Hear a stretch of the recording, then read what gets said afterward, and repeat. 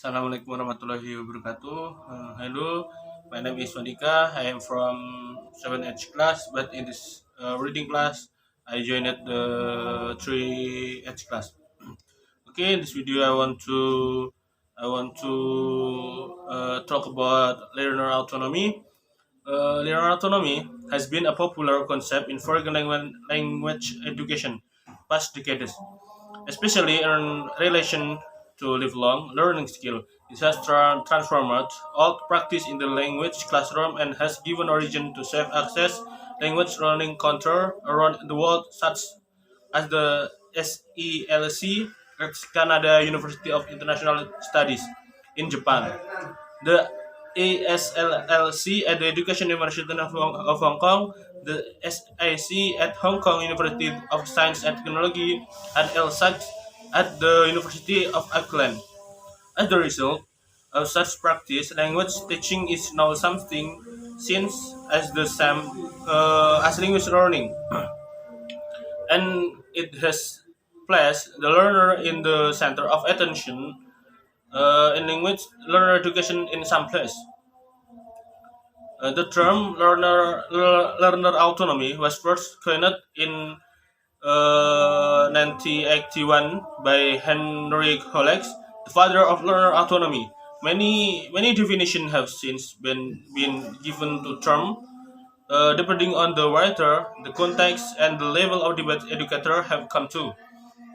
It has been considered as a personal human trait, as a political measure. Autonomy is seen either or both as a means or as an in education. Some of the most well-known definitions in prison literature are: 1. Autonomy is the ability to take charge of one's own learning by Henry Hollex. 2. In order to help learner to assume greater control over their own learning, it is important to have them to become aware of and identify the strategies that they already use or could potentially are. 3. Autonomy is essentially a matter of the learner psychological relation to the process and content of learning. Number 4, autonomy is a situation in which the learner is totally responsible for all the decisions concerned with his learning and implementation of this decision. And the last, autonomy is recognition of the rights of learner within educational system. One of the key aspects to consider in defining learner autonomy with our review it as a means to an end, learning a foreign language, or as an in itself making people autonomous learner.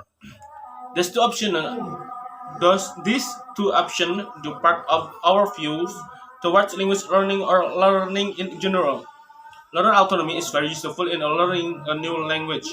It's much more beneficial to learn a language by being exposed to it in comparison to learning patterns of different types. In the view of cultural historical psychology, the development of a student's learning skill is never entirely separable from the content to learning.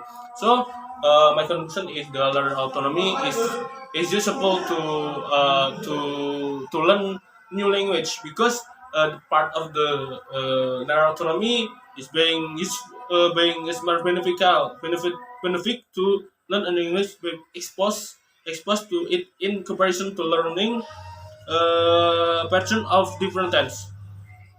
Okay, therefore, for me, if we have a word or other, I I expose to myself.